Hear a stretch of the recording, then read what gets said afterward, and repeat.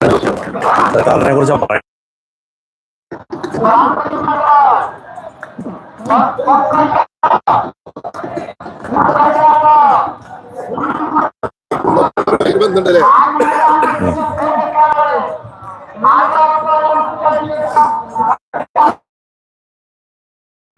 ഈ സമയമല്ലാണ്ട് ഇവിടെ വന്ന് ഈ സമയത്ത് ഇത് ഒരു ഇങ്ങനെ ആവില്ലല്ലോ. ഈ അന്തരീക്ഷം വ്യത്യാസം ഉണ്ടാവും.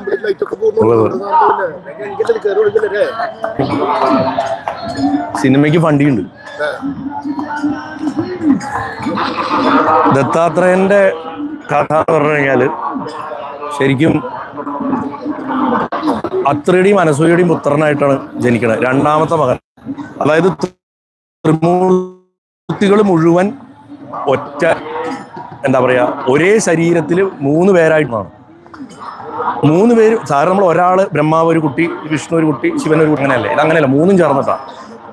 ബ്രഹ്മാവിന്റെ അംശം അധികരിച്ചിട്ട് ചന്ദ്രൻ, വിഷ്ണുവും ശിവനുണ്ട്. വിഷ്ണുവിന്റെ അംശം അധികരിച്ചിട്ട് ദത്താത്രേയ, ശിവന്റെ അംശം അധികരിച്ച ദുർവാസാവ്. അങ്ങനെയാണ്.